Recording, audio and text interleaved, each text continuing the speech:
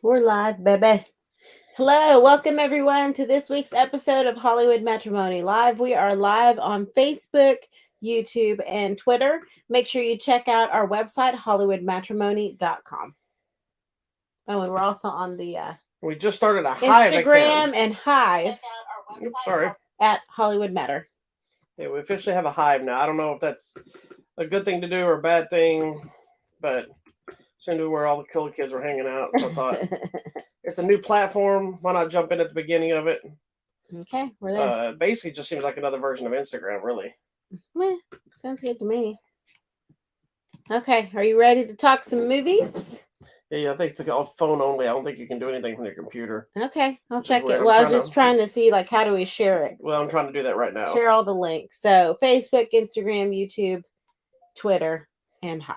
There you go. All right. We are going to talk about some movies. Please make sure you go like, subscribe, share, follow, tell everyone you know. And I think that's it. I hope everyone had a wonderful Thanksgiving. Do you expect everybody to have a wonderful Thanksgiving? Unless you don't celebrate Thanksgiving, I hope you had at least a good day off. That's what I was telling people because I had a couple people that are like, well, I don't do Thanksgiving. I'm like, well, then have a good day off. Yeah. Whatever. That needs a photo. All right. Darn it. No. Let's talk about movies then. I have things in random orders. I don't know what order you want to go in. It doesn't matter, I guess. It doesn't matter. Wherever you would like to go, my love. Okay. Is this a weird thing to start with? No, that's fine. Okay, let's just go there. I have things in random order. Here we go. And this isn't, I guess this is technically a small TV movie. It's a special. It's a TV special, but it's part of a movie franchise. Available now on Disney Plus. Yes. And this is the new Guardians of the Galaxy holiday special. I am seeing so many conflicting reviews about this. People loved it. People thought it was dumb. And it was. Whatever. But it was supposed to be. I thought it was a very clever. If you see the trailer, they decide they want to have Christmas and for what's his name? For Star-Lord. For Star-Lord, and they're going to go get him his stories and adventures. Kevin Bacon has been his thing.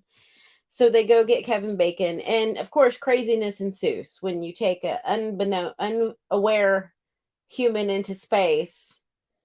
What do you think is going to happen? Craziness is what ensues. Okay. What did you think, babe? I think that my phone isn't doing what it's supposed to be doing, is what I think. Oh, goodness. You have to start over. Starting again, sorry. I thought it was a blast. Is it stupid? Of course it's stupid. It's a little bit dumb. I think that's kind of it's not meant to be serious. It's meant to be kind of a fun, kind of a side note thing. And if it's funny, is like, I don't know why people have such an issue with things going in different tones. You know what I mean? Like I get the Ragnarok and the Thor Love and Thunder. People thought it might have been was too silly. Like you had that issue with Ragnarok originally, and then Love and Thunder it's grown on me. Yeah, and Love and Thunder is way further out there. Yeah, I still find it hilarious, and I thought it was a great film. But I also get it. I get the love-hate mentality of it. What I don't get is everybody wants just everything to be the same over and over. They want to be the same darkness or the same light or the same. There's not enough character building. There's not enough. What the hell is my phone acting stupid? They complain about there's not enough character stuff in these movies, and then when they get it, they're like, "Oh, there's not enough action." Like that's a big argument I've seen about Black Panther. People are like, "Oh, that movie's too long and spends too much just time talking," And then everybody was excited about the cameos and stuff, but then they're mad about who took on the mantle of the Black Panther. We all know why they're mad about it. You've seen in the trailer who it is, or potentially who it is, kind of thing. And I don't know why this is suddenly acting stupid. It's really annoying me. Just don't do it. Well, it's not. I'm sorry. I have to do it now. It's annoying me. But I going back to this thing. I think it's hilarious. I think it offers up something that's kind of going to be important for the future of the series. It's something I think all of us, well, at least I knew, but I've started seeing more people. Like I thought it was the assumption was obvious, but apparently more people than not didn't catch it from the original movie. But I don't think it was actually said either. I think it was kind of some of it's just assumed. You Yeah. know, so it's kind of a revelation that happens in the special. And it's kind of a throwaway revelation, but it's Yeah, because I didn't catch it, and you're like, oh yeah, it was in this movie. And but it's really the more I thought about it, it's really not in the movie. it's just But you. it kind of It could be an is. assumption based on if you were catching that, and I was focused on this other story that Yeah. I didn't. I knew they were there, but I didn't catch it. Right, To right, me, right. the most hilarious part, of course, is Kevin Bacon. Yeah. Because first of all, who goes to Kevin Bacon is like, hey, we want you to be in a Well, him and Guardians James of Gunn have worked Galaxy together movie. before. Yeah, but I mean, still, it's kind of a little ridiculous. But Well, and here's the other big controversy outside of that is with Fox owning, Disney owning Fox, aka now 20th Century Studios. right, Kevin Bacon played a character in the X-Men in First Class, and if they reusing True. it as stuff, they said, well, now there's Kevin Bacon's playing two characters. They said no. James Gunn said no, he's playing one character and he's playing Kevin Bacon. correct. And he goes, it'd be really weird. I forgot who he mentioned, but he's like, it'd be really weird to get somebody else to play Kevin Bacon. Yeah. But No, but obviously it's funny because else, that's part of the thing. They're like, no, Kevin, what's his name told us how you saved the universe. He's well, like, they've talked about Kevin Bacon in the movies before. I know, but Kevin Bacon is like, no, that was a character I played. So it could all work. Anyways, I thought it was hilarious. I thought it was great. It's fun. It's stupid. It's ridiculous. It's silly. It is a musical, but I like some of the songs were catchy. Yeah, are they the old 97s or Yeah. old 87s or something like that? Whoever it's some they band are. from Dallas. Yeah. That's apparently been around for a long time. Yeah, I've And heard they're of huge. I've never heard of them before. Yeah, old 97. But that Christmas time song that's at the beginning, I guarantee It it's was going to so be a new great. popular It Christmas was song. with them flaying elves or whatever. I mean, They're aliens. It's a little dark. It's funny though. They're interpreting, but you know what? That's exactly what you say sometimes about if someone from another country would come, or we go to another country and try to impose or share our Doesn't customs make any with them. sense. It makes no sense Yeah. because they sing the song about Santa and the elves, and it goes in a crazy he direction. picks your locks and he breaks into your house, and they're like, no. He's like stealing your food. And yeah, but it's kind of like that. It's the Beauty and the Beast mentality all over again. It's hilarious because that whole movie is about kidnapping and bestiality. Correct. But most people look at it, oh, it's such a beautiful love story. Whatever. It's a little weird. Anyway. Anywho, I thought it was fun. Some people didn't like it, and that's okay. It's not meant to be anything other than what it is. It's just a silly, fun movie, and it brings in little pieces from their movies into. And it's predominantly an adventure of Drax and Mantis. Yes, which I thought was fun too, because they're two of the weirdest characters in the group. Yeah, personality-wise, they also have great chemistry because they always attack and insult each other. Correct. And so I think they were a perfect thing to lead this. I don't know. Was it on our page where someone's like, "What about his fat face?" Yeah, somebody just talked about how his face got bigger. What does that have to do with the? I don't know. Movie. See, these are the things that we don't comment on purpose because I don't think that has anything to do with anything. I don't talk about anybody's appearances, whatever. Like we may talk privately. Because I mean, I'm chunky. What am I going to talk about? And the irony of that is Batista is the one that sent me the message one time. Yes. About when I reviewed Riddick. About thank you for not making any personal comments about Vin Diesel or this and this, because people were taking jabs at him personally in his life and this and that in the reviews. And Batista actually messaged me on Twitter and said, thanks for the great review, but also thanks for keeping it a review and not making it personal, attacking people. Yeah. So I'm like, the irony is not lost on but that. Still, if he was chunky or whatever, in the other movie we saw him, he got some big old legs. He's gonna grab that leg and just hit you with his leg. Oh my gosh, he could just knock you out. He's always had a round head. Yeah. And I think when he got rid of his hair and he got rid of facial hair, his head just looks round instead of. He can still beat us up though. He's a mountain of a man. I'm not gonna say nothing to him. I mean, I'd talk trash, but he's still. I wouldn't. I'd be like, "What are you gonna be like? What?" He's still just a mountain of a man. And then he's gonna just grab you and smush your little head down because he's probably like this giant tall. He's over 6 feet. Oh my gosh! Anyways, check out the Guardians Galaxy Holiday Special is actually a lot of fun. It's only like a little hour special. If you like the Guardians of the Galaxy, it's fun just to get to see him and laugh. And it feels like an old school holiday special. Yes, I was even going to tell you that the old there's an animated sequence part of it. Yes. And you know how it looks old, like the old style? It's actually, they reused that same thing that Rankin Bass used for a lot of that old animation they did back in the day. They used that same style technology. Yeah, because it was interesting because it's like, this is an interesting cartoon style. Yeah. All right, we're continuing on the small screen here. This is not it's not a film, but it's an awesome TV show that we need to talk about. Okay. And this is the new show Wednesday. It is on Netflix, and it is, of course, a Tim Burton It show. premiered on Wednesday. Did it I for believe it did. Wednesday? Yeah, it did. So it's part of the Addams Family franchise, but not connected to anything else. Excuse me. Now, before we talk about this, and we did this with the animated features, I'm going to remind people that may not know, because sadly people don't pay attention to research anything in the world.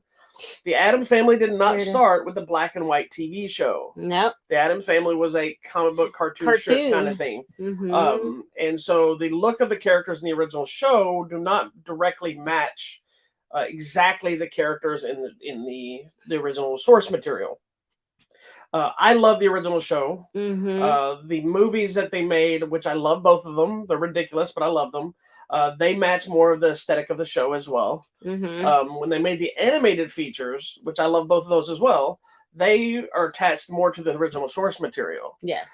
So one of the big things that was coming out of this new Tim Burton series was people were throwing a fit about Luis Guzman as Gomez Adams, because he's portly and his hair's kind of bad. Again, why do people go there? But he looks just like I'm looking at the cartoon the original right now. drawing. His mustache was a little different. It didn't have as much pinstripe, whatever, but he looks like him. He looks cool. He's the only actor thus far in live action that looks like the source material.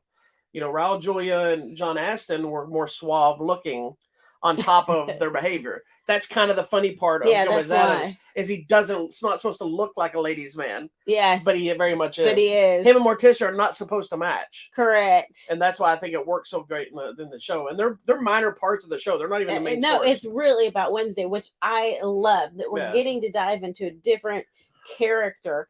I've been hearing about this show when they announced it, I was kind of like, oh God. Yeah, they're going to take Wednesday and it's her at school and a private school and dealing with teenage stuff. And I'm like, oh my God, they're going to basically 90210 the crap out of Wednesday and stuff. Yeah. That is not what this show is. They didn't, which I appreciate that they didn't.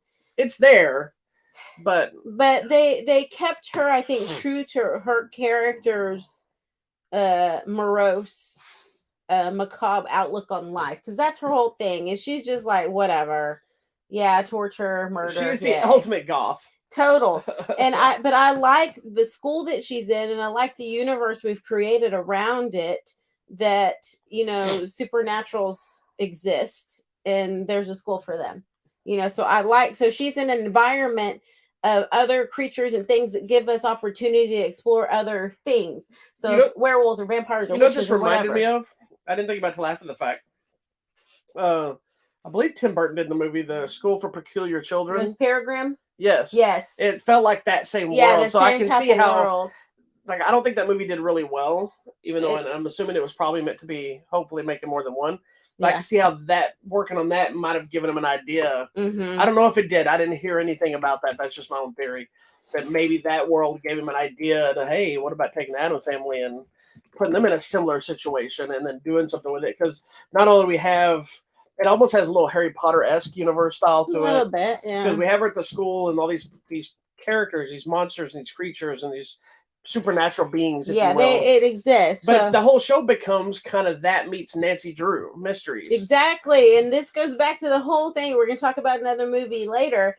But the murder mystery is where it's at to me. I love these stories. Yeah. And, you know, we'll talk about it later. I love Nancy Drew. But, yeah, this is morose, macabre, weirdo Nancy Drew in Wednesday Addams. So I love it. I think the other thing that really connects with me is throughout the show we have so much Spanish music, and I mean like Spanish Spain, Spanish Mexican, Latin music, and they're really using Luis Guzman's heritage, like Gomez heritage, the Gomez heritage that we're getting into bringing some Spanish influence. And I mean, he always had a little flair of the thing with his amor and all this, but we're getting little, and everybody, it's bringing in more Spanish into it. So from my perspective, I love that, because, you know, we're bringing it in. I hope people aren't going to be like, they're trying to force this whole thing on us, but I really loved it. And I think the Addams Family itself is one of those things that I've always loved. And I always found it to be so unique, and especially if you Because you're look more of an at, Adams than Munsters. I love Adams. Yeah, Yeah. Munsters is like, I love the Munsters as well, but I but was more Munsters than Adams. But I yeah, do love I'm Adams. more Adams. I always have been, but I like how, especially if you consider the time period. This was the 1930s when the guy did the cartoon series Yeah. in the New Yorker, which for that paper to do that type of satire and switch it around and be like this wealthy guy who doesn't care about the wealth, he cares about other crazy things. I mean, I just thought it's so clever and so creative. I mean, the Monsters was the same way, you know, telling a story but flipping it on its head, Yeah. and hopefully opening people's mind and bringing awareness to real issues.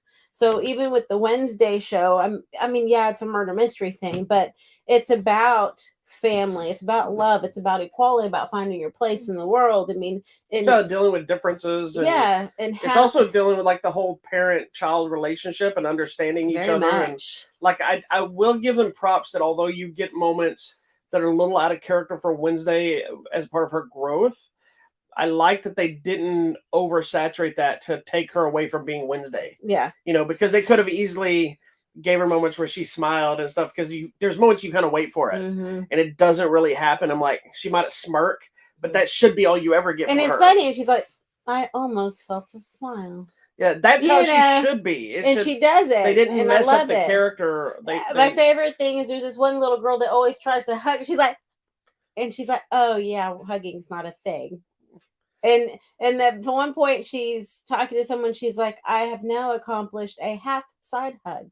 Like, you know, I mean, it's hilarious. I love think it. Was it Jenna Ortega? I believe is her name. Yeah. She plays it perfectly. She's It's so great. good in it. I think the other thing though too, even though we barely get Morticia and Gomez, I like that there's more to their story than just the kissy, which we always got in the other. That's part of the thing. It kind of And that's reminded me what of I the Harry liked. Potter stuff. Of it circles back to Harry Potter's there's family, a story. parents, There's a bigger and story. the history and everything else, and how Yeah. it's all interconnected in some way. Yeah. And you get some of the why people are freaked out by them.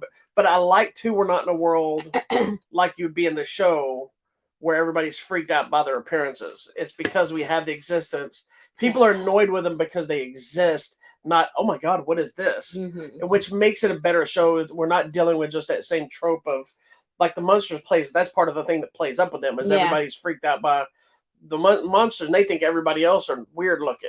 They think they're the normal people. Yeah, and their daughter, they so feel it's like bad you for think her you're the 'cause normal she height. looks normal. I am super normal. short. But everyone's closer to my height than bigger people. Just the people you hang out with are. Everybody's my size. No, so we're all normal. Anyways, check it Anyway, out. We actually binged through all 10. I think it's 10 episodes. Super fast. It was a great show. It's opened up for another season. So hopefully it does well enough. It has the full-on Tim Burton aesthetic, but it didn't overly feel Tim Burton-y. Correct. It's not so too if you're weird. somebody that's not a fan of Tim Burton, it still felt like a show that somebody else could have done it. Tim Burton, I don't believe he created. I think he just produced it, but he also directed a lot of the episodes.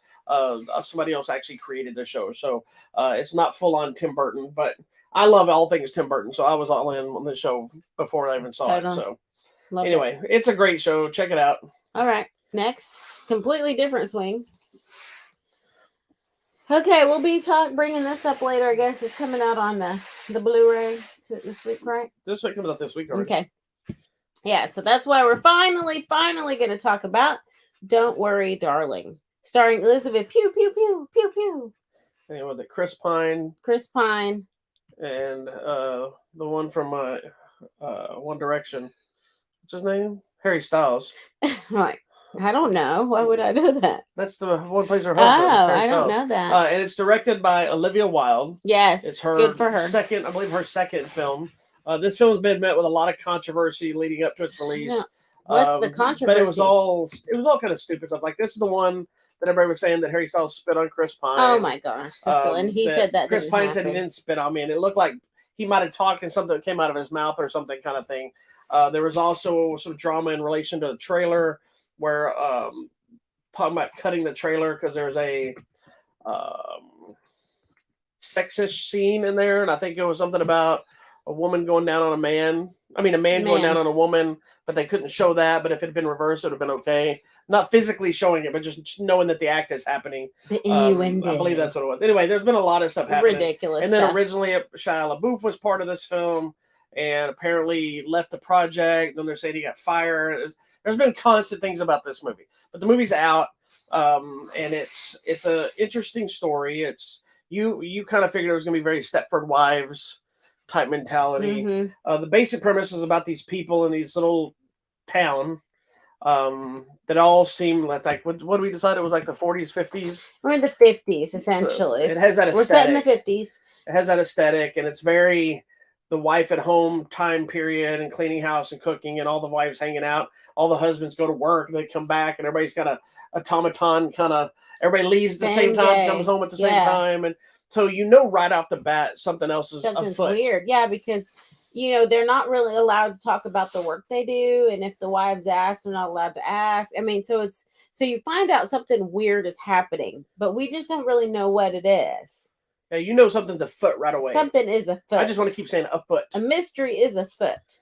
And so Elizabeth Pugh's character starts to notice weird things and weird occurrences, and something really traumatic happens, and they tell her she made the whole thing up. Like, no, that never happened. And that's when she's like, I'm going to go on search and see what really happened, and craziness ensues. I felt the movie was okay. It didn't go the direction I thought it was going to go, which was good. Which is good. I did like what they did. I thought, oh, that's kind of clever. That's nothing what I expected we were going to do here. I think what made the movie work more than anything was her. She's so good in the movie because she has to carry this wide range of emotions of fear and slow descent into madness, but also being the subservient wife and trying to act like nothing's wrong, but then knowing things are wrong. And there's a lot of layers to her character. And I think by design for everybody else in the film, they're all kind of just walking through the motions, but that's because of the universe we're in, not because of bad acting. You know what I mean? There's not a lot of meat to everybody else. Correct. If anybody, maybe Chris Pine. He's a little sinister dialogue, but you never know if he's really up to anything or not. It could just be he's just that kind of guy. Yeah. Wish we could tell you more, but you can't, because that kind of gives away the story, what's happening. Yeah, it's hard. This was a hard one for me to review when I wrote the review for it, because I think it is one of those. I think it's more just their performances, and I think, like you said, whatever her name is, Florence Pugh has to carry a lot of it, but then eventually we get a little bit more from what's his name? Harry Styles. We finally, because that's the thing is, because they go off to work every day, the women are kind of left alone to their own thing. But the thing that got me was, like, every day she was making fried eggs and bacon. And I'm like, okay, that's good maybe once a week. You cannot eat that every day, or you're going to have like a heart attack. But it's also not something you would be really think about, because some people do eat the same thing every morning. I know, but that's what made me very suspicious that something was afoot. The fried eggs and the bacon. Something afoot. I'm just telling you. Ooh, that was we should have breakfast for dinner. Okay. I bought bacon. I know, that's just why I thought about that. I'll make you some you don't like fried eggs, though. We've been married. Okay. You don't ever You don't like fried eggs the way I like fried egg. What does that even mean? My fried egg is like, psh, done. Boop. Well, with the egg cooked, I don't want mine runny. I want mine runny. I don't like a fried egg that you cut into and it's still going, I'm still an egg. I like where it's still slimy. That's how you're supposed to. And you sop it up with other things. I just don't. I know. You want yours more cooked than I do. No, that's not. You're a moron. And your scrambled eggs need to be more cooked than mine. I like mine. That's factual. I like my scrambled eggs to be finished, not mushy. My fried egg, I want it runny. Okay. I just don't usually eat fried eggs. I know. The only time I don't like it runny is typically with like a Thai or Chinese food. I like it cooked a little bit longer. So when you cut it, it still gets a nice yolk. It gets a little bit, but it's still a little thick, so it's kind of.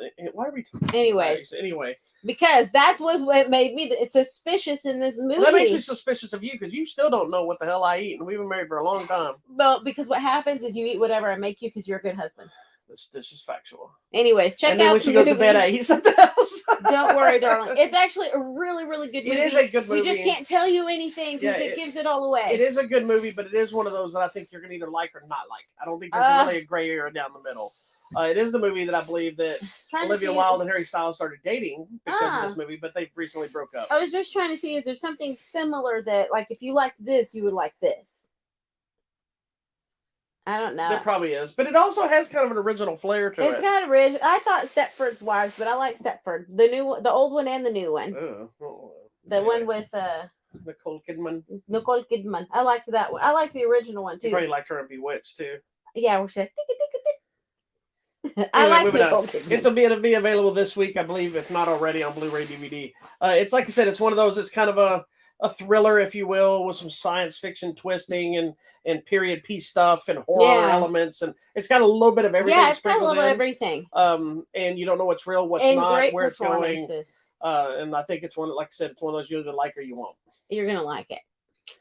If you like her, she's excellent in it. Yeah, I love her. Okay, next. The next controversial film. This one? Yeah.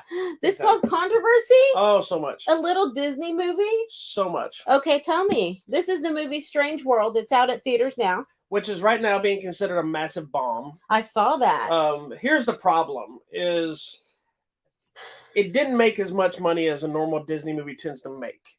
But I think Disney shot themselves in the foot. Now, I see a lot of people saying, I got into a discussion with a friend of ours. She posted about, this movie does kind of push some inclusion things on it. But to me, not like in your face way. It was very subtle. Yeah, it is. It was kind of almost like the Lightyear kiss, where it's a blink and you miss it. Yeah. It wasn't a main part of the story, if you will. Yeah. You know, but they were talking about, well, if something's for the LGBT community, this should have gotten more promotions, and I didn't see any promotions for this movie. And I was like, I saw tons of trailers for this stupid movie. I did too. I was tired of seeing And I was like, trailer. I was seeing them at the theater. I saw them on TV. And then, of course, they tell me they get all their trailers from like YouTube and TikTok. And I'm like, oh, well that's because you're not living in the real world. Hello, then. Subscribe to our website at HollywoodMatrimony.com. Well, that's my thing is people talk about. We post trailers like every now, I'm not single saying day. Disney promoted this movie like they promote a lot of their stuff. But what I'm saying is you get so many people now that talk about, well, I didn't see any promotion of this. I didn't see promotion of that. But they're not in the real world. They're in this little thing of one like a TikTok or this. This one little I get vision. my trailers from TikTok. It doesn't make any sense. What? Or their advertisement. I don't know. And maybe I misunderstood it. So if you're watching this, please I'm not help meaning us. this as an attack. Please educate us. I just don't understand how people, when they say these are the things I watch, yeah. and they're like, I didn't see anything about it. Well, because there's this much world outside of this. That's correct. And yes, we run a review site, so maybe we see more of it because they send me more stuff. I feel like every time we went to the theater, okay, so maybe we go to the theater more. We go at least. That was the other thing is they were like, well, we haven't gone to the movies in forever. Well, okay, well you're not going to see a lot of trailers if but you're on at the Disney theater. you would see the trailer. Yeah, right on the top thing on Disney Plus. It's right there. Yeah. It's showing it. But anyway, okay, sorry. We digress. Apparently, the movie didn't do very well. I don't think it's got a great. Hasn't got a lot of really great reviews. I'm not sure why. I love this movie. I really liked it. I mean, I saw the first trailer and I'm tired of this trailer, but it was actually a really good movie. I think it would be actually really good for kids, maybe bigger kids who can understand because it has such a deeper meaning. And it's about the relationship of the family. Like, forget the hype that people tend. Like, this is another one that the community, which I understand the inclusion aspect, but they're trying to force the LGBTQ thing as an important part of this movie. No, there's an element that's there, but it's not people making out. It's not even people dating. It's just in basically you have like, I think one scene where they might hug or stand next to each other, I think at the end. It's really just a conversation about it. Because at the very end. This was after. Anyway, I'll tell you after. You'll remember who it was. But what was more striking to me was that there was a female who looked very indigenous and more representative of like a First Nation population. So I was like, yay, we're bringing Native Americans back into this. And it's not discussed. It's not mentioned. So I was happy we had some indigenous people. We had some black people. We had some white people. Well, the whole thing is basically if somebody's like, I liked it. Well, here's the thing. A lot of people may go look at something like that when you see this white guy and this brown-skinned woman, and they're like, they're forcing inclusion. I'm like, we're forcing inclusion. Did you say we got married to force inclusion in the world? Yes. No, I got married. Look at her big old booty. She's like, she got money. I needed an income. And I'll tell you, by the way, our child wanted to be half Mexican when we got married. She was so happy.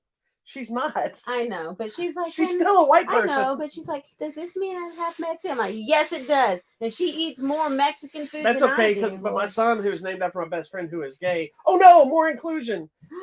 He asked me if he thought if he was gay because he was named after him, and I'm like, that's not how this works. I said, what did he say? He goes, good, because I love the ladies. He was 10 when we had this conversation. Yeah, sweet little boy. But anyway, Sorry, the we movie digress. and all that stuff we're talking about makes you think, oh my god, what is this movie? It's this much of the movie. Yeah, I didn't even catch it. And it's like this third act, almost the end of the movie. Then it gets brought up. You don't know anything about it prior to that. And it doesn't matter because it it's has not nothing the to do with story. that. The story is about a dysfunctional relationship between a father and a son, and a father and another son. So 3 generations of men having a dysfunctional relationship because of a different dysfunctional relationship. And they get set out on this journey that's dealing with also environmental stuff. It's dealing with kind of, in a weird way, Yeah, anatomy. I love Not that. in a pervy way, but the way I the love world this works. aspect of it because if you look at it on a larger scale, I felt like it was also about what we do to the planet and Yes. how everything you do has an effect. And how some people they don't care. We need this fuel, whatever, to make more money. But then you have your tree hugger people are like, no, we need to stop doing it. Who cares about the money? Let's save the planet. So it is about life. It's about both of those things. And it's about the whole circle, like the circle. It's about meeting in the middle life. About everything. And just how and what do you really need what and we don't all need. need. And So that whole part of the anatomy of the world and the circle of life that we're all in together. But I really appreciated the story of the father, the older father and son thing, and how okay, this guy didn't really have a present father, so he's overly present with his son, a little too much. And it's a perfect example of how, what you grow up during, and you're trying to break a cycle. You're trying to make it better. Breaking a cycle can make it worse. Yeah. Instead of just saying, look, this is what was done to me. I'm going to try to be better than that, but not try to be overbearing about that, because you're trying to, it's the mentality of passing on the family business is a big part of this. And yeah, one person saying, but this is what you, but I thought that's what you love doing. It's kind of like we talked last week about Jerry and Marge and the dimes or pennies or whatever it was. Yes, him and his son counting He nickels. thought they were connecting. These people think they're connecting, but the reality of it is this person has no interest in this, and he's trying to do it because this person had no interest in this, and it's this ongoing cycle that it's done in a clever way, but also in this beautifully vibrant, creative world. Yes, this world is so pretty and so interesting and so smart, and you have all of these weird creatures, but then when you get to the end of the story and you're back at so it makes so much sense with what we've learned, like in school or whatever, and I'm doing this because there's a lot of these it's creatures. One of those things that forget even the strange world part you get into. It's that alone is it's so cool, magnificent. The attention to little details of creatures and plants and characters and amazing things that they did that were just so unique. That alone was amazing. But even before you get there, the world, the city they're living in, and the town, and the little hover cars, and so I'm going to tell you, we were about, because we were dealing with some drama. Oh my god, we got to tell you all our theater. We got a couple of drama stories, but we were dealing with a couple of issues with the theater. So we got in there probably about 3 minutes after it started. Yeah, like the physical movie started, and so we missed a little bit of it. That's but okay. It was basically missed the setup of the planet. Yeah, or their universe they want. Universe. But you figured out pretty fast when they're using some chemical to power everything, and so then you realize this guy's a farmer of said plant that makes said chemical, and you're like, okay. And then it kind of goes. So it's not that hard to pick up, but I really love this movie, and it's funny the I don't know if you'll remember this or not, and I saw somebody else write about it, but I thought about this when I was watching this movie, and then it's ironic that when you find out it kind of had the same thing. It reminded me of Disney when they made that futuristic version of Treasure Planet. I think pretty sure it was Disney, but they did a Treasure Planet movie that was animated. I don't remember what year it came out. 2002. Instead of Treasure Island. No, I think it's this one. Maybe it's that one, 2002. Click on it. Yeah, that's it. Yep. Is that Disney? Mm-hmm. Yeah, it's one of those. It's like a science fiction version of Treasure Island. Yes. And I believe it was a bomb based on Treasure Island. Yep. And it was another one of those that was kind of this out of this world adventure thing. And here's where, when I was mentioning earlier how Disney kind of shot themselves in the foot, I don't think they produced a bad movie. Mm-mm. I think it's a magnificent movie. I really, really enjoyed this movie. I think. I don't think the inclusion stuff is even here or there. I mean, they're doing it because it should be done. It should be normal, but I think it's not something they're pushing in anybody's face. Where I think they've gone wrong is they during the pandemic they made some bad decisions of so busy trying to push Disney Plus Yeah. that they forced stuff like Soul and Turning It's so good. Red and things like that onto Disney Plus only. Yeah. And now they've created a vibe where some people are gonna be like, I don't know if I really want to see that. I'll wait till it hits Disney Plus. And so now they've kind of shot themselves in the foot trying to build that streaming platform Yeah. because Lightyear didn't do well either. Really? You know, and well, people in uproar about that too. yeah, about and those it's two the same ladies. amount of this much mentality I of don't it. understand. And it is interesting. I've seen a lot of people talk about how the advertisement they didn't see anything advertised about it. Like maybe we're in a different world. I can't really say what they I feel did, like I saw it a lot, but I don't know. Maybe it's just one of those world too that because it's so different, it's something different. It's not your usual talking animal. It's not your usual princess story or anything like this or musical. That maybe it just didn't connect. I guess. You know, because like I said, Lightyear didn't connect. I think if people see it though. And I thought Lightyear was fantastic as well. So good. Like I did not want to see it at all. And I'm over there crying like a baby because it was so good. Did you cry and during this one?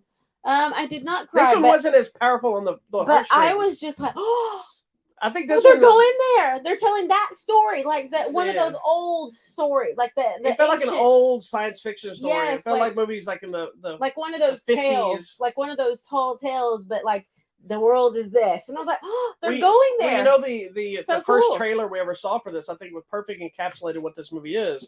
And it was they showed a trailer. It looked like somebody seen the video. It was like in a strange new world, and it was like, yes, and I think maybe that that lost some people because people are like, what? Because everything wants everything spoon fed to them. Yeah, you know? You guys, and then you need to see. You're gonna get those one. people that as soon as they find out, oh my god, there's something related to gay something in here. We're there not watching that. Oh my gosh. Well, we'll never watch that. Like I know somebody else that won't watch that movie Bros, which is on my top list of the year because it's about gay people. It's about two gays. And I'm like, that movie didn't connect with people either, apparently including the gay people because it didn't do well, which baffled me. It's hilarious. See, people didn't get it then because first of all, if you're a child, you're not even paying attention to any of that. You're paying attention to the story, to the dog and the boy. The dog was awesome. He's the best. And then the crazy creatures. I mean, you're paying attention to that. And these people trying to survive and find their way back home. You're not caring about two ladies holding hands. I don't even know. I didn't even see it because it's so not on my radar as a thing that I'm going to be like, oh, shame. I mean, I would never like that's so not even on because my list. It's not even a thing for the story. It's just it doesn't matter. It just exists. So then, and it's just like the real world. It exists. It exists. So then I wonder, are these people yelling at every commercial that comes on where you see? Oh yeah, I guarantee they change the channel or they won't buy that product. Or a black couple or an interracial couple represent. I wonder if people. Yes, those are the people that don't buy those products anymore because of the promotions. They've boycotted. Yes, I wonder if people talk about us like, oh, for shame. Oh, I'm sure. Shame. I'm gonna ring a bell. Shame. We've been in places where we've gotten dirty looks. I know, I have. I think people have gotten over it now. It's gotten better. I hope. Or we just don't I'm care. hard to avoid though because I get all up in people's faces. I'm like, hello, how are you doing? How's it going? Hey, you see us over here just because it's annoying to people. Yeah. Anyway, I love Strange World. I really enjoyed it. I had no interest in that because I was so tired of the trailer. Yeah, me too. I was like, I was really wanting to see it, but I was so tired of the promotions for it that I was like, ugh. I think bigger kids are going to get it, especially like the anatomy, sciencey stuff. They're going to. And I'm baffled that artists wouldn't be intrigued by this movie. Yeah, it's so like forget clever. standard animation, just the creativity alone is just clever. So great. Like, and I'm all into creatures and monsters and weird things, and I like weird animation, and so everything in this movie was like, dude, did you see that thing with it had like a deer body and a thing like my grandma's house with the what are they called? The fiber optic things. Yes, I'm like, those are awesome. Like cool tentacle things. Anyway, Strange World is in theaters now. It's really good. Not on Disney Plus. So if you want to go see it, go see it. If you don't, I guess wait for Disney Plus. But stop crying about it. It's really good. Either watch it or don't. Stop whining. Okay, we're gonna go here. I'm gonna go in. Why don't we talk about this other one first? Get it out of the way. But I'm already on here now. What? It's already on the screen. I'm sorry. So dumb. because I actually was so excited to see this movie, and I'm probably the only person on the planet. No. This movie actually did very well. Oh, okay, good. Oh, you're talking about this one? This one. Okay, that's what I was telling you to go to. I thought you had opened the other thing. Sorry, because that's what was on the screen up there. No, it's what's on the screen right here. I saw over here is what I'm saying. This is what's okay, on. good. This is what I wanted you to talk about. Yeah, nobody was excited to see this movie but you. Okay, I was excited to see this movie because once you explained to me, you remember the first movie, R.I.P.D, and I was like, yeah. So for those that don't know, I was excited to see this. So back in 2013, there's a movie called R.I.P.D, the Rest in Peace Department. Yes. Based on a comic book. Yes. That came out starring Jeff Bridges and Ryan Reynolds, which you would think that alone would be, hey, how could that not be a good time? It is a good time. And it is. I think the movie gets a bad rep. Is it a good movie? No. Is it a fun movie? Yes. Yes. It's basically Men in Black, but for the undead. But better. Oh, no. It's not better than Men in Black. I don't like Men in Black. What? I don't like the dog, and I don't like the slimy creature in the locker or wherever it is. How are we married? But you already knew that. The only thing I like about Men in Black is the ride at the theme park. Before we get divorced, let's keep talking. So it's basically Men in Black with the undead. For whatever reason, that movie did not connect with people. It didn't. I don't think it did that well. I remember seeing it the first time, thinking, "This movie's fun, but it's not that good. Not that good of a movie." This is before we had Deadpool, Ryan Reynolds, and everybody loved him. This was when he was still trying to find his way. You know, they loved him when he was doing that movie. Was it Waiting? I think, and Van Wilder. Yeah. This was the third time he dipped his toe into the comic book world. Mm-hmm. Prior to, it might have been the second time leading up to it, before he hit Deadpool. Yeah. You know what his other two comic book movies were? No, I don't pay attention to all that. I don't know these. It was Green Lantern. Oh, I remember that. Which was another one that didn't do well. I liked it. And then he was also in Blade. He was Hannibal King in Blade 3 with him and Jessica Biel. That was the first time. That's when everybody first time they saw ripped Ryan Reynolds. Was when remember because he fights Triple H in that movie. Okay, yes, I remember. Yes. So he'd done the comic book world before. So anyway, we say all this to out of nowhere we jump ahead to 2022 and we get R.I.P.D 2 Rise of the Damned, and everybody's like, what the hell? Who made this and why? Who approved this? I approve. I remember when the trailer suddenly dropped, and I'm like, are you shitting me? Somebody actually dusted that thing off and made something. So basically, this movie is a prequel. This time starring Jeffrey Donovan from Burn Notice and a bunch of other stuff. Following Sheriff Roy, who was Jeff Bridges' character in the first movie, but it's following his story of how he became first a member of the R.I.P.D. and then his first case, if you will. Mm-hmm. So we got the prequel aspect of it, and here we are. There you go. Okay. I liked the first movie. I thought it was really We did fun. rewatch them both to connect. It was super fun. And I like this movie because I did feel like this movie is a little bit more serious in tone than the first one. In some cases, so it's a different tone. So maybe if you didn't like the first one because it was too dumb, maybe you'd like this one better. And it's Jeffrey Donovan. How could you not like him? So this movie is not a good movie. It is a good movie. It is not a good movie, but it's fun. I will say this. It is an enjoyable movie, and it mostly because of the context of being in the Old West. It gives it a different aesthetic. Yeah, good vibe. We got a good vibe. He does a good job capturing some of Jeff Bridges' mannerisms while still making the character his own. I felt the first half follows very much the same formula as the first movie of setting up a case of some sort and then dying and going to the thing to get your badge and your weapons and all this stuff, and then throwing you in. I think what made this kind of fun more than anything is if you don't remember the first movie, the actor you're seeing is not what the people see. They're in a different body. I think the bodies they put them in here in the time period makes it work for some of the more entertaining elements. I think the story feels like something we've seen a bunch of times. It's the normal trying to bring hell to the earth and the same bad guys. It's very generic. Yeah. I think most people, it looks like on user reviews, didn't like it, but I liked it. I thought it was fun. Jeffrey Donovan rules from the first one, but I mean, we see him finding his way when he first joins the R.I.P.D. and like you said, the badge and all that, and figuring out his contract and all that. And like you said, the characters that they put them in here on the real world, I liked that for the time period we're in and who they made him a very strong character that really had to fight for everything that's happening in the real world, in addition to him trying to fight to save his past life, trying to make it all come together. And I love his partner, who they gave him as his partner. That was super interesting to me. Yeah, it is I think a way more interesting take on the property. Mm-hmm. I think it had more potential. Mm-hmm. I think it was too long. It seemed to drag on at a lot of it. And I mean, at one point, I even asked you, what is going on in this movie? Because I stopped paying attention. Yeah, at one but point. I did pay attention. And I realized I wasn't paying attention because it kind of dragged for a little bit. Mm-hmm. But I think, again, using the Old West, Jeffrey Donovan's good in the part. I think there's some fun to be had here. It wasn't the trash heap I expected it to be. I really expected this to be a polished shit. Yeah.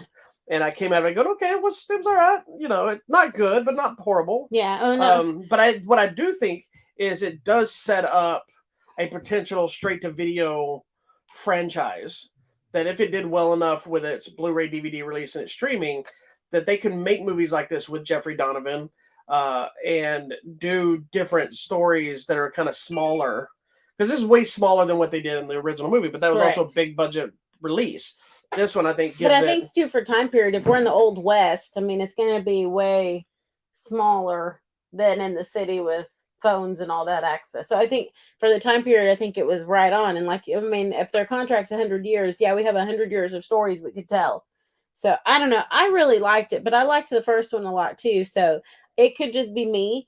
I don't know where all the comic book fans stand on this one, if it's good or not, but yeah, it's again, it's one of those that if you love the first one, you'll probably love the second one. If you hated the first one, you'll probably hate the second one. But if you just want to look for a good time, it was just fun. It is what it is. He's fun. I like him. Yeah, he's super fun. It doesn't take itself seriously, and like I said, I like a good Western. And is it a good Western? No. But it has some fun elements, and it plays with the Western tropes, but blended I think I'm known for liking bad things. Yeah, and most things you like are trash. But I think also because I can find the fun in things. Well, I get accused of liking everything a lot of times. Oh, too. You don't. I think the problem is I try not to write a scathing review for anything. No, that's I'll just tell you, hey, I don't like this, and here's the problem, but here's what I like. Because there's rarely a movie or TV show or something I watch that I just outright hate everything about it. Like, there's sometimes like, man, this actor was great in this movie, but this movie's trash. Mm-hmm. So I know from working on sets and working on movies and TV stuff, how much work goes into them. So I've always made it a point to try to find the good about something while still telling my real truth about it. Yeah. You know, but I also, in a lot of those reviews like that I'm kind of conflicted, I'll say decide for yourself and check it out. Because I had somebody comment when I posted about the Rest in Peace thing after my review. They were like, I'm with you. I think that first one's kind of underrated. Yeah, I enjoyed that movie. Fun. Like, I remember, it's a fun movie. It's not a good movie, but it's fun. And I don't think it's meant to be never Academy Award winning. I would have never watched it again had this one not come out. Oh, see, once you mentioned, I'm like, oh, I remember, and it was fun. Yeah. So anyway, R.I.P.D. 2, Rise of the Damned is available now on Blu-ray and DVD, and it is streaming on Netflix. So if you'd like to check it out and not have to buy it or anything else, just mosey over to Netflix and check it out. Make some popcorn and just have fun. The first movie is not on Netflix. It was on Peacock. I think so. I think that's where we found it. Yeah. Something like that. Or no, HBO Max. HBO Max. I think it's on HBO Max. So if you don't have it, R.I.P.D. I looked. I thought I had it, but apparently it is on HBO Max. Yeah, so it is on HBO Max. So you can go watch the first one on HBO Max, or don't. You don't need to watch the first one. You can watch this one by helps, itself. But to know some of the little things. It doesn't really matter because it's a prequel, so you can watch this one by itself. It's its own thing. But I'm just saying to understand the rules. Nah, but they tell you the rules in this. I guess. So doesn't matter. It's on Netflix. All right, love it. Moving on. Okay, now we're going here. All right. Next is one of my favorite movies of the year. I agree. A movie called The Menu. Mm-hmm. This is an ensemble piece. Not the ensemble. That stars Ralph Fiennes, Ray Fiennes, Anya Taylor-Joy, John Leguizamo, and a bunch of other people that I don't remember everybody's name. Okay. Judith Light, I think it was. Judith Light is in there, and this camera goes, I'm like, is that Judith Light? I'm like, it sure as heck is. So who's the boss? The Menu is one of these movies that has intrigued me from the first PR thing I got about it, but not so much that I really followed it until I found out John Leguizamo was in it. Then you're all over it. I'll watch anything he does. And again, not everything he does is great. He's been in some But trash, but I will watch it. And so also Nicholas Hoult, Nicholas Hoult Beast is from the the main guy. X-Men. That's who Yeah, he is. He's in this movie. So the premise of this movie is it's realistic and weird all at once. I love this movie. It's basically a group of people that are going to like this exclusive restaurant that's like I think it's like by invite only, and they craft like special meals, but it's like super expensive. It's like a special tasting. Yeah, and you go in there and they serve you what they're making, and it's just kind of eclectic and strange. And Yeah. the whole thing takes place on an island. Yes, which and is it's a self-sustaining. it's part of the experience. Yeah. It's a self-sustaining island, and All the let me tell food you, is grown there. I love John Leguizamo in the movie. I love Ray Fiennes in the movie, but my favorite character in this whole movie is the Asian lady that's like the head of house, the general. This lady, Elsa. Hong Chow. Hong Chow. I think it's her name. Yes. Chow. She is so awesome in this movie. She's so good. She's creepy. She's powerful. She's forceful. She's entertaining. She's running that place. She is. She's front of house, and it's so funny because someone's like, "Well, can we do this?" And she's like, "No." But you know who she is? No. Did you recognize her? No. She, if I'm not mistaken, she is the lady. Remember the movie Downsizing? The one Matt Damon and the shrinking everybody down? She was the Asian lady in the movie. Oh, really? Yeah, that lady doesn't speak English at all. That's her. On the other side. Yeah, that's her. She's so good in this movie, guys. This whole movie is great. And it is. It's dark. It's creepy. It's interesting to me because I've been invited to one of those special tasting things. You ain't going now, are you? Nope. Because I don't know if you all know this, but American Airlines actually has a kitchen, an actual legit big kitchen where they do private meal tastings. And I've been there for like one of those 5-course menu things. And now I'm like, this would be so creepy to be taken to an island with no way off and craziness ensues. Yeah, seeing how this one, and it's interesting because it doesn't go in the direction I expected in whatsoever. Yeah.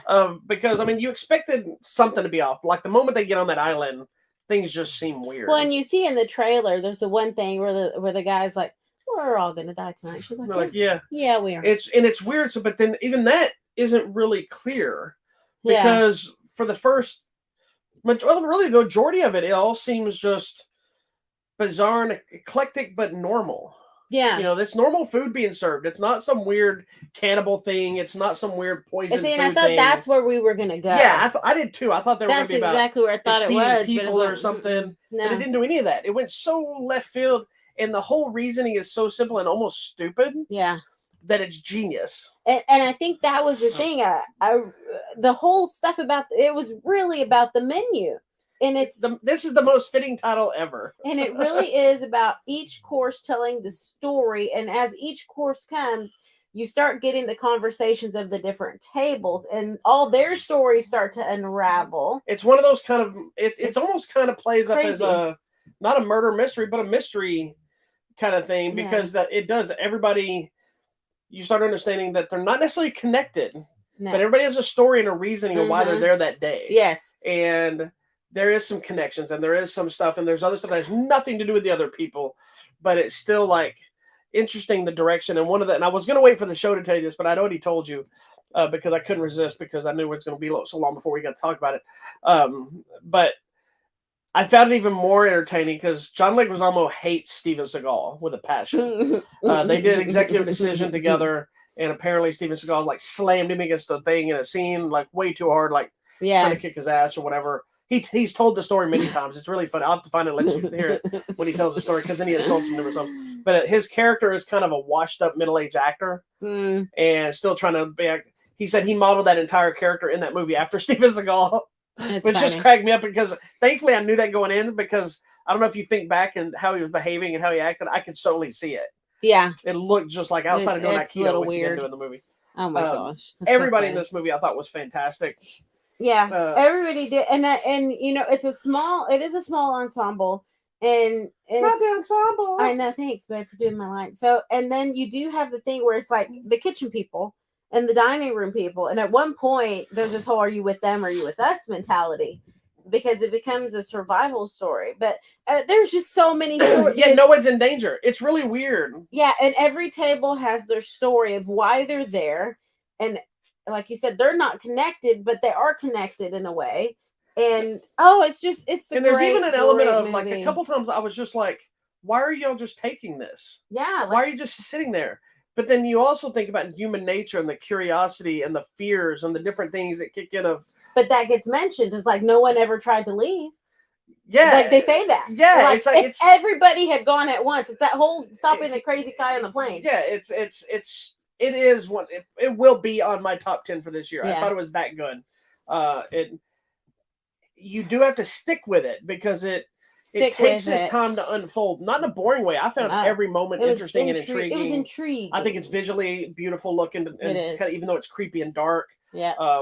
I think the restaurant building and everything itself is kind of its own character. Yeah. Which is always something that there's another movie we watch. It's kind of the same thing that enhances the experience of, hey, you can't go in this room, and then the way this view they have over here is, and you start realizing all these things have a purpose. Yeah, they all mean something. It's not just look at this cool building. Right. No, it's all connected. And then I think one of the other things that gets mentioned in the movie is the power of food itself and the memories that can come with food. And so we talked about that on the drive home about, remember when we were, I don't know where we were, and you had that awesome osobuco and that big we're in bone. Milan. Yeah, so we were in Italy, and I'm like, I remember that meal, and I didn't even eat that, but I remember that was my meal. It was so good, and you just tasted it. Yes, and then which forced me to talk about the lady in Thailand. I love her restaurant so much. It's this little lady that just cooks out on her back patio. And so, but that experience reminded me of like my travels with Dad in Guatemala, where you have people cooking on their patios, and it's all everywhere you go in the world. And it's interesting because I think I told you there, it's like one of my favorite memories of being together was I experienced that lady's food in Thailand like for an entire 14 days when I was living there training. Mm-hmm. But getting to go back and take you there, yes, and you enjoying it was like one of my. Forget that we went and traded time. Forget we saw temples. Forget we went to the floating market. Was so the fact that I got to take you to this lady that fed me for 2 weeks. Oh, she was a sweet little lady. All I could do was tell you about it. I couldn't express it because when you see the food I'm eating, it's like, okay, well, that's just noodles. That's just fried rice. It's like, but the love and the stuff she poured into that, it came off the plate. And I remember I was getting to eat it. In my mind, I'm like, this is the greatest moment ever. Aww. I'm eating this food. I'm with my wife. She's getting to experience it. And so that's the first thing I think of. And that too, that, it probably cost like $1 and we gave her like $5. Yeah. And she was so nobody happy. was murdered during any of these meals. And she was trying to give us money back. And I was like, no, keep the money. So little things like that are cool. So yeah, I think that's the whole point of the movie too, is the memory of the menu here. And how memorable it becomes. It plays a part in the whole thing. And I think they did a good job to make every character so different in their personalities, but also their reasonings and ulterior motives and what's happening with them, that nothing felt forced and nothing felt so overlapped. They're like, okay, whatever, it's getting to be too convenient. Because like I said, some of them are connected, some of them have nothing to do with each other, but it all makes sense. This would be a great play.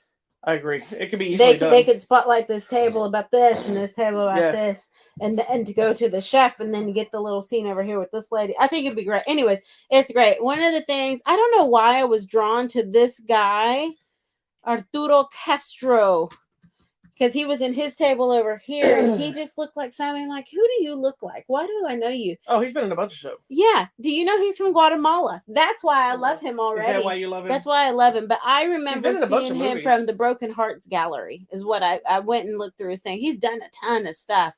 Oh, he was just in Weird Al. That's why. Yeah, didn't he play? He was Pablo Escobar. Yeah. Okay, that's where I just saw him. But I love him, and he's from Guatemala, and that's why. Fun fact: this movie was produced by Will Ferrell. Really? Yeah. So this is such a great movie. You need to go see this. Just go. Grab your popcorn and go. You're gonna like it. I guarantee. I found it so compelling that it's one that even though I know how it plays out, I could watch it again. I would watch it again and see probably if there's enjoy something it just as much as I did the first time. I want to see if there's something I missed. And I like Anna Taylor-Joy, my friends. I really like her. What's funny is I remember both of us used to talk about it, like, she's weird. She's weird looking, but it's grown on me. Good. Yeah, and she's got that old world Hollywood look. Mm-hmm. And she's a really great actress. And she's so good. She seems to dive full in to everything she plays. Mm-hmm. Like, she's kind of the powerhouse star of the movie. Like she's the one that has the most depth of range and things that she has to do. I thought everybody's fantastic. The other lady, I just thought she was such a strong presence on the screen. And Ray Fiennes is amazing in the movie and the way he plays it. But when isn't he? Yeah, he's awesome. So anyway, the menu is in theaters now. I highly check it out. And we have a story, a theater story we'll tell you here. Well, let's go ahead and tell the theater story because we're on the movie. So we tried to watch this movie twice. So the first time we went to go see it last weekend. Yes, last weekend. And I got. Did we tell this story last week? I think we did. Okay, they asked us to leave the theater because it was rented out. Supposedly, it was rented out for a private event. They sold us tickets. Yes, us and another couple were asked to leave, and interestingly, they were the it was interracial couples. Two interracial couples. The only ones that are asked to leave from the white people. We're not going to say anything. So anyway, but you were mad. You were like, these white people, they're such Karens. I was like, whoa. Well, look, I'm the one that was getting the dirty looks. You're turning on your people. They were giving me dirty looks sitting in the theater. Anyway, so we went again. We finally got to go see it again. All was fine. And then this next time we went, I tried to place a food order. Oh my God. And it charged my card, but the order didn't go through. So I'm standing around trying to figure out. So I go to the food lady and she's like, you have to go to customer service. I go to customer service. Well, you need to go back to the food lady. They don't have people serving you anymore at this theater. They put all kiosks. It's all kiosks. So which is fine. We canceled our AMC Stubs account. I've had it since 2011. Yeah. We decided that we're no longer using the AMC Stubs Premiere because of numerous issues. I mean, the other side of it is we don't go to the theater as much as we used to. We don't have time. I've kind of lost the spark of going to the theater. Most of the time we go to screenings anyway. But part of it was the issues with the app selling us things that we couldn't go to, and not only having to buy stuff and go to the movie and then having to go back home, leaving our animals alone and making plans and canceling other things. So I was like, well, screw this. But it's still good until next week. So we've been using the crap out of it. We're going like as much as we can right now. But yeah, so we just kind of moved on from that. But that was a pain. But I will give mad props to AMC because we did tweet about the issue and they came back. They gave us a bunch of points, like $15-$20 worth of points. Yeah, so thank you. And apologize or whatever. So I give them credit for at least stepping up and trying to fix it. So thank you. But too little, too late. Too much. So anyway, so moving on. Next movie. So the next one is the sequel, if you will, of the 2019 film Knives Out that Rian Johnson made, the murder mystery that featured Daniel Craig as what is his character's name? Something Blanc. What is it? Benoit Blanc. It is Benoit Blanc. Not to be confused with Kenneth Branagh's character in Murder on the Nile. Oh, so it was that movie was like a theatrical release, and it was crafted as a great murder mystery. It did so well that he decided to do another one, which the only connection to that film is Daniel Craig returning as the same detective in a different environment. And I love these kind of movies when you have ensemble casts. Not the ensemble casts of so good. But I like it when there's these big famous people. Yeah, that are put together, not just like a bunch of people I've never heard of. Correct. Those can still be good movies, but it's fun to see these interacting people that sometimes you would never expect to be in a movie together. Correct, because it doesn't seem like I'm gonna get together Batista and Janelle Monáe. Like they're gonna. I'm like, so this makes sense. This one has a great cast with obviously Daniel Craig's returning. We have Edward Norton, Janelle Monáe, Catherine Hahn, who is always awesome. I love her. Leslie Odom Jr., Jessica Henwick, Madeline Klein, Kate Hudson, and Dave Bautista. You know what, Kate Hudson? I was going to call her Goldie Hawn. She's really starting to look like Goldie. So cute. She might have been the funniest one in this movie because she's so overdramatic. It was funny. But love her. This movie was originally announced when they just said they were making it was going to be a Netflix-only film. And so I was excited because like, oh, right, I can watch it at home. Watch it anytime. Well, they decided to release it in theaters for just a week. So it's this week only. It opened on Friday. So if you want to see in the theaters, go now. You have to go this week. Go see it on the big screen. But in December 23rd, I think it is when it's going to hit Netflix, and then you can watch it then. Yeah. So anyway, so we're in another murder mystery. So Were you a fan of the first Knives Out? I was. I really liked it, and I found it to be very clever because there's that one thing about the shoes that I missed that. I saw one thing of the shoes, but I missed the other thing of the shoes. Yeah, yeah. And I'm like, oh, dang it. But like I was telling you earlier this week, I'm such a fan of murder mystery because I am totally a Nancy Drew person. I'm an Agatha Christie person. I liked the Murder, Choose She Your Wrote. Own Adventure. I love Murder, She Wrote. I watched the Nancy Drew show. I mean, I'm into all this stuff. And so I find them to be very clever. And I like to see, like, can we solve the mysteries? Can you delete that? Oh gosh. I don't think I can. It doesn't matter. Anyways, I can block him. I think I can block the user. Block user. Keep going. Anyways, so I just find it so intriguing to see if I can figure out the mystery while they're figuring it out. So it's just kind of cool. But and then I like Daniel Craig, and I don't. It was so surprising in the first movie, and even in this one, I don't expect Benoit Blanc to be so Southern. Well, But it's like over the top Southern, but he does such a great job with it. You know, it's fun. So who knows? That's all. That's all for me. I think it was an excellent new take because I think one of the things I like most about it was that it's hold on. Sorry, we had to block a user who's posting inappropriate things. Sorry, I blocked him on my end. I don't know what it does for your well, I end. just reported it. Okay.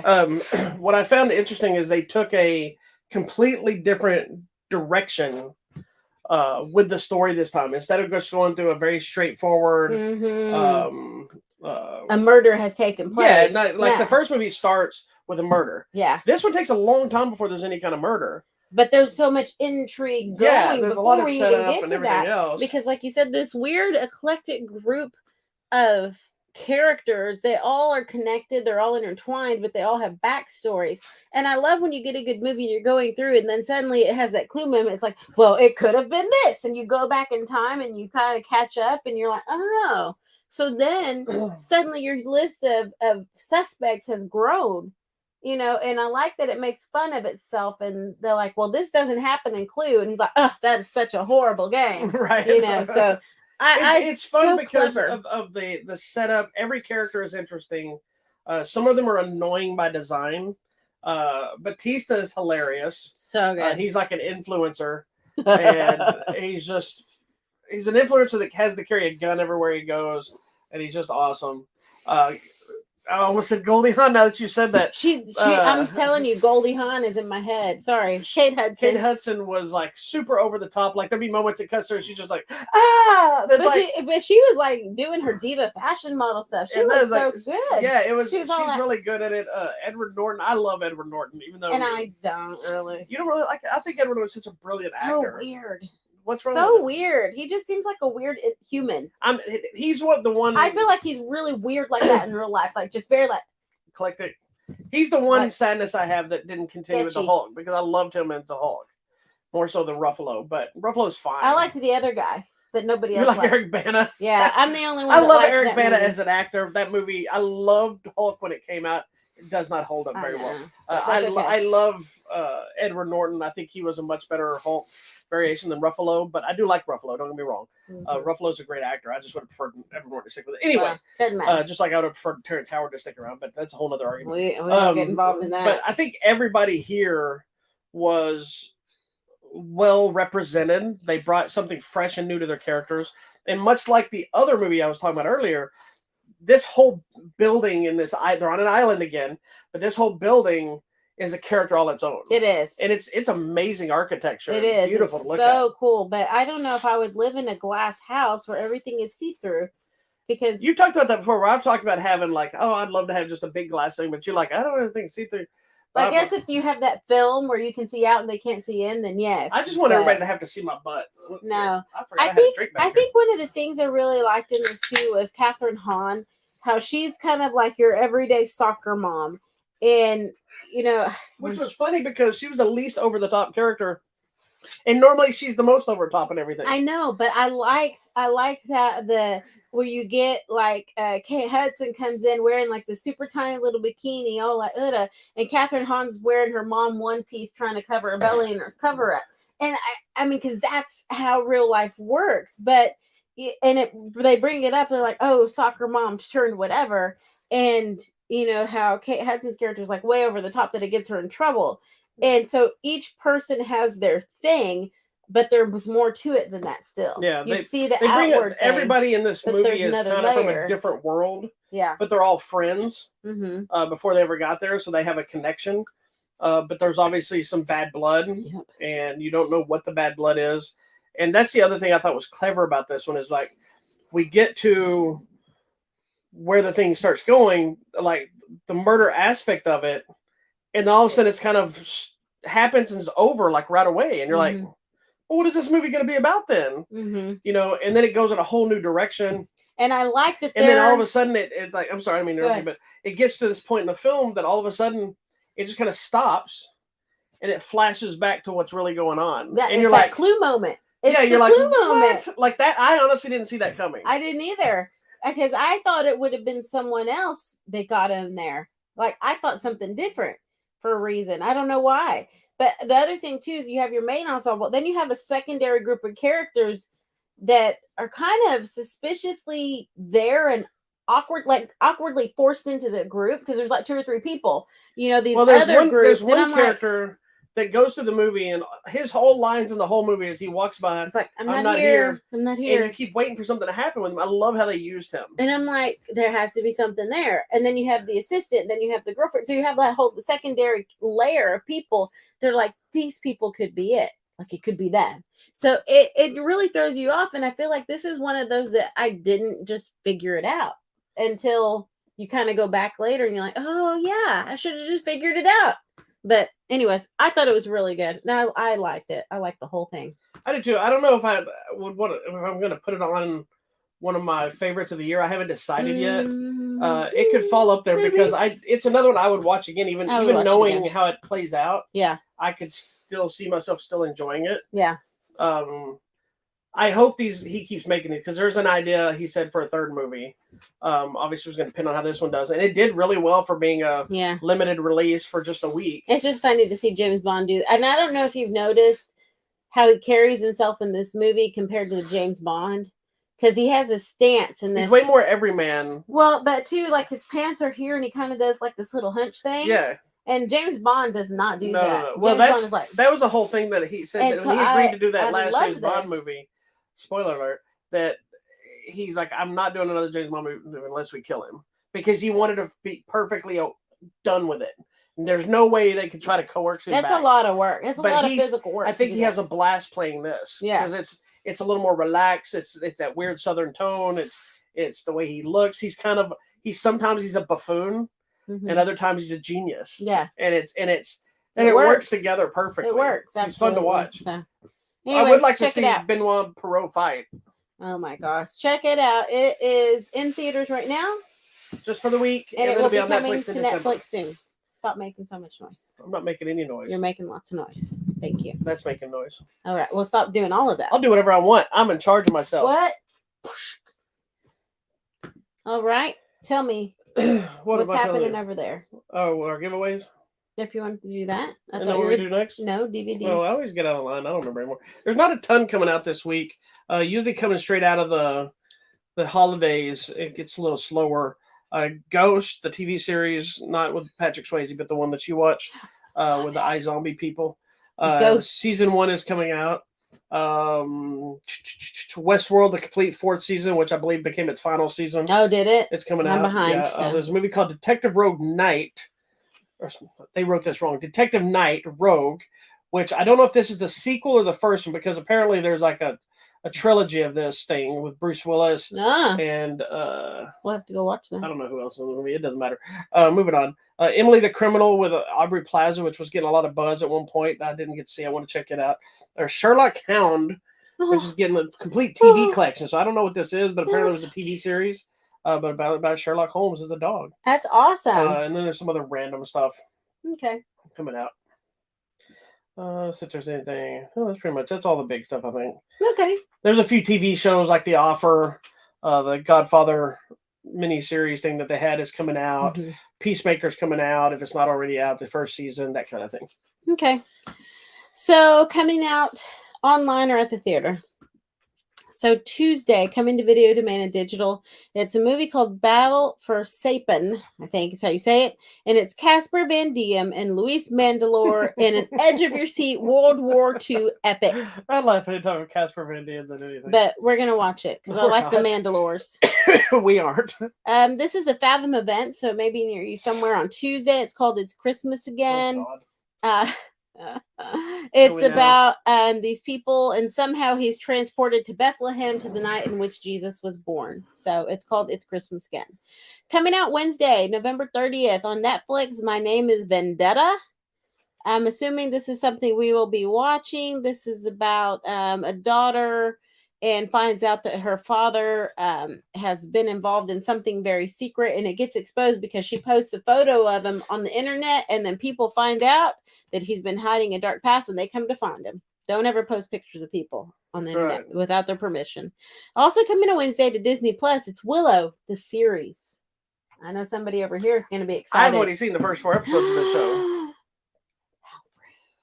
Guys, and then can you believe it's already going to be December? Coming out December, Thursday, December 1st, I Heard the Bells. This is a Fathom event. It's based on the true story of the Christmas Carol author Henry Wadsworth Longfellow. Coming out to HBO Max, A Hollywood Christmas, another one of those romantic Christmas movies. I'll let you decide for yourself. Another Fathom event, Neil Young, Harvest Time. It's a documentary film based on his life and some of his music.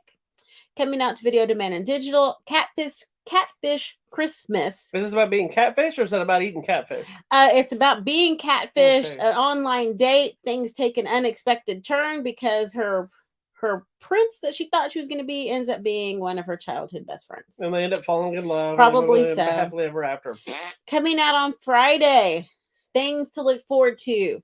In theaters, Violent Night. So excited for Christmas movie where Christmas, this Santa looks a little bit crazed. It's David Harbour from Stranger Things, and he also played Red Guardian and Black Widow. So instead of it's also got John Leguizamo as the bad guy. Violent Night. Oh, we're watching that. Coming to Disney Plus, Diary of a Wimpy Kid, Roderick Rules, an all-new animated sequel in the series, and you know we will be watching that. Yeah, the first one was great. We're all things Diary of a Wimpy Kid. Coming to Netflix, Scrooge, A Christmas Carol. This is now a musical adaptation of Charles Dickens' story with Olivia Colman and Stephen Donnelly and some other people, Luke Evans, who knows. Watch that. It's a limited. That's, I mean, it's getting a release before it goes to Apple TV. Yeah. This one? New Will Smith one, yeah. I think there's going to be controversy on this just because of him now. Emancipation, the true story of a runaway slave who reaches the Union Army, and it stars Will Smith. But it's directed by Antoine Fuqua. But we've already gotten some bad posts on our post. Antoine Fuqua came out and said this movie is bigger than the Will Smith slap. I hope so.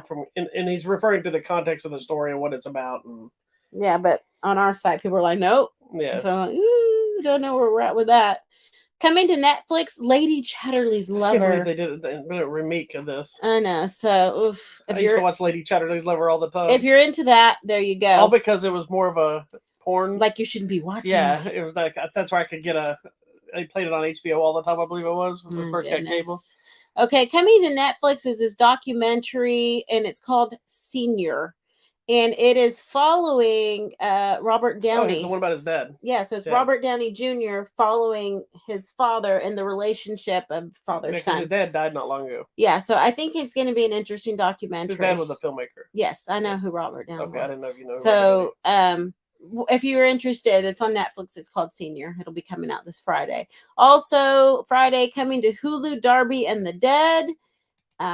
I don't know. It looks like a little teenage movie about this girl who can see the dead. Who knows? I don't know anything about that. Sorry. Prime Video. Your Christmas or Mine. Another Christmas romantic comedy. Video demand and digital. For Samosas. A wannabe rapper learns that his ex-girlfriend is engaged to marry his rival. Video demand and digital. Hunt. It looks like a Korean film. I don't know anything about this except that they're undercover North Korean spies. There you go. Video Demanded Digital. Dave Stevens Drawn to Perfection. It's a documentary about Dave Stevens, who was an artist. And he did the comic book series The Rocketeer. Yes, I know So, who it is. there you go. Well, I'm telling the No, fans. okay. They Like may I not know know. Dave Stevens Like, is. I don't know, so I have to tell everyone. And then coming out Sunday, if you see it before we see the show on Paramount Plus, Fit for Holiday. Oh, we won't. Oh, Fit for Christmas. And it's another one of these Christmas movies. It's So many more Christmas nonsense movies. Christmas. Lord. So, anyways, I think we're going to be watching the Killer Santa movie. Yeah, we'll see Violent Night for sure. Which is an action flick, not a horror flick. Correct. But, fun. Very excited. Now, if you want horror, you got to see Silent Night, Deadly Night, Santa Claus, Krampus.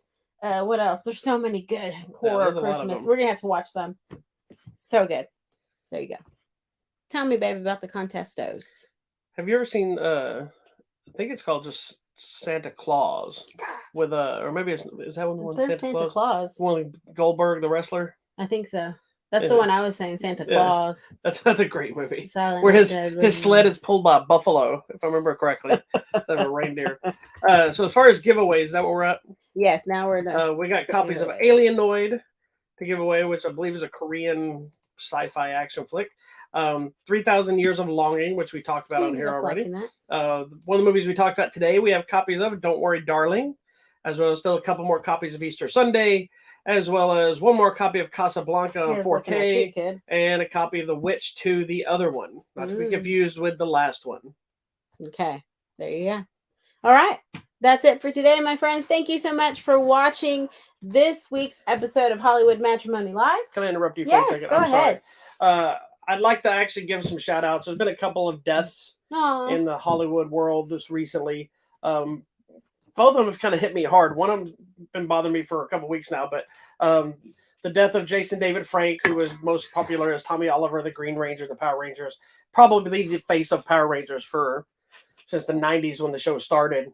He's the only one that's appeared in more shows as a regular cast member and a guest appearance than any other Ranger that's been in existence. He passed away unexpectedly. But also director Albert Pyun, who was well known for kind of like cult classic flicks. He did his biggest one was probably Sword and the Sorcerer. They actually have a poster of that up at Alamo Drafthouse. It was a big thing. They just recently released a 4K of it. But he did Cyborg with Jean-Claude Van Damme, Nemesis with Oliver Grunier, Grunner, or whatever you want to say it.